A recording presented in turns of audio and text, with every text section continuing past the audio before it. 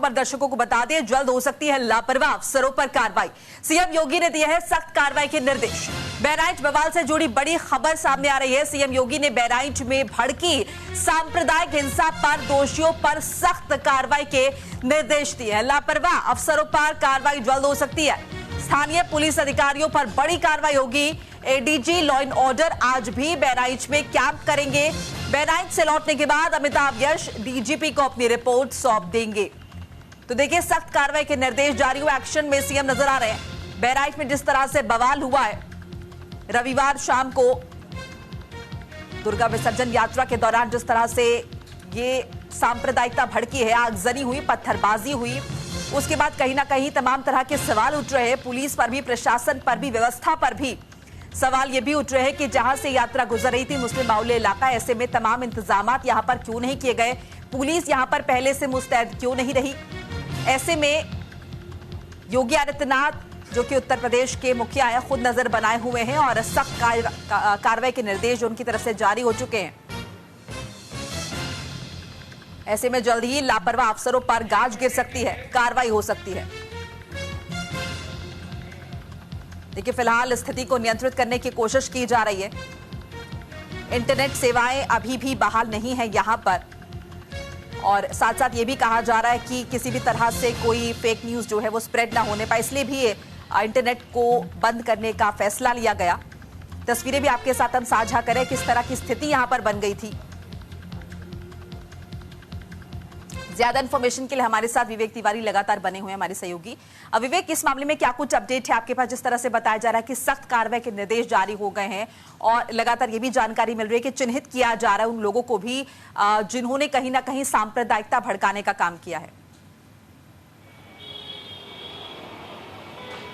देखिए, पहला अपडेट तो यह है कि राम गोपाल मिश्र, जिसकी हत्या की गई थी, बहराइच हिंसा जिसकी वजह से शुरू हुई, उनके परिवार के लोग अभी थोड़ी देर में मुख्यमंत्री से मिलने के लिए पहुंच रहे हैं और उनसे मुख्यमंत्री मुलाकात करेंगे और क्या उनको भरोसा देते हैं, ये उसके बाद सामने आएगा। दूसरी जो प्रशासनिक कार्रवाई की बात है, शासन की कार्रवाई की बात है, ब्रजेश पाठक जो डिप्टी सीएम, उन्होंने इस बात की तस्दीक की है कि हम उनकी भी जाँच करवा रहे हैं कि जो प्रशासनिक स्तर पर लापरवाही हुई है। तो खाली जो अपराधी हैं, जो दोषी हैं, जो दंगाई उपद्रवी हैं, उनके खिलाफ तो एक्शन होगा ही। सरकार इसकी भी जांच कर रही है कि प्रशासनिक लापरवाही किस स्तर पर हुई है और इसमें किसकी रिस्पॉन्सिबिलिटी है, वो भी फिक्स की जाएगी। अभी फिलहाल कोशिश ये की जा रही है कि इस सिचुएशन नॉर्मलाइज हो जाए, पहले की तरह हो जाए। उसके लिए इंटरनेट सेवाएं बंद की गई हैं। एडीजी लॉ एंड ऑर्डर वो अभी भी कैंप किए हुए हैं, आज भी वो वहीं रहेंगे और एक रिपोर्ट उनसे तलब की गई है डीजीपी के द्वारा। जब वो लखनऊ आएंगे तो वो रिपोर्ट सबमिट करेंगे अपनी, तो उसको लेकर भी वो एक तरह की जांच आप कह सकते हैं कि जो प्रशासनिक स्तर पर लापरवाही है की जांच है वो एडीजी के स्तर पर हो रही है। अब देखना यह है कि कितने दिनों में सिचुएशन नॉर्मल होगी, क्योंकि कल जो रात की खबरें हैं, कुछ एक जगहों पर, बहुत ज़्यादा तो नहीं लेकिन इक्का दुक्का जगहों पर कल रात को भी हिंसा की घटनाएं सामने आई हैं। क्योंकि इंटरनेट बंद है इसलिए र्यूमर नहीं फैल रही हैं और इससे कंट्रोल करने में आसानी हुई है। लेकिन अभी भी सिचुएशन पूरी तरह से नॉर्मल नहीं है।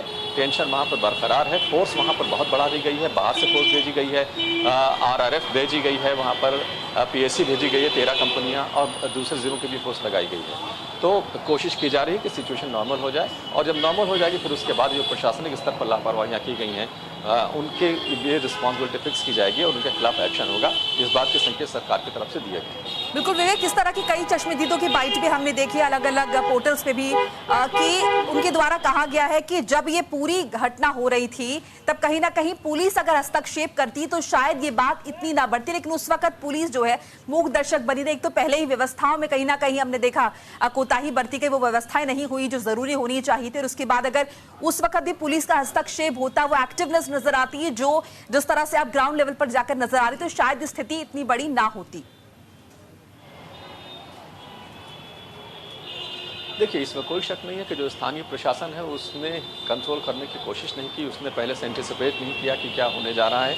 जिस वक्त ये प्रोसेशन निकल रहा था मुस्लिम इलाकों से, वहाँ पर फोर्स नहीं थी और उसके बाद जब राम गोपाल मिश्रा को खींच के अंदर ले गया और उसकी हत्या कर दी और उसके बाद जब भीड़ उग्र हुई तो एक तरफ से पथराव हो रहा था, दूसरी तरफ से भीड़ उग्र थी, तो पुलिस ने जो भीड़ थी यानी कि जो लोग जिनके लोग मारे गए थे उन्हीं पर लाठीचार्ज कर दिया था, उनको ही तितर बितर करने की कोशिशें की जाने लगी थी।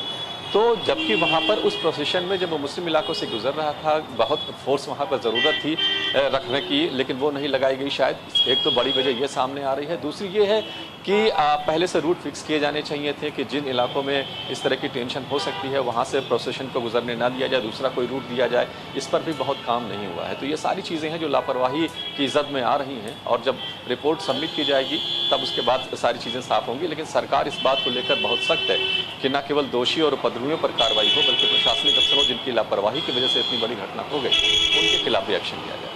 बिल्कुल। इसके साथ साथ ये भी आपसे जानना चाहेंगे, दंगाइयों पर कार्रवाई तो हो रही है, लेकिन पुलिस किस तरह से उन्हें चिन्हित कर रही है? क्या कुछ तरीके अपनाए जा रहे हैं? क्या सीसीटीवी फुटेज अवेलेबल है?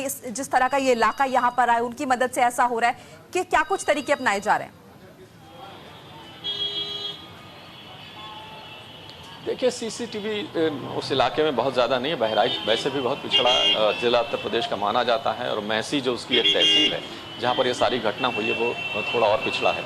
बड़ी चीज़ ये है कि नेपाल बॉर्डर से लगा हुआ है ये पूरा इलाका, और नेपाल बॉर्डर पर भी काफ़ी फोर्स तैनात की गई, क्योंकि इधर से उधर लोग आते जाते रहते हैं और दंगा करने के बाद, उपद्रव करने के बाद भाग भी जाते हैं।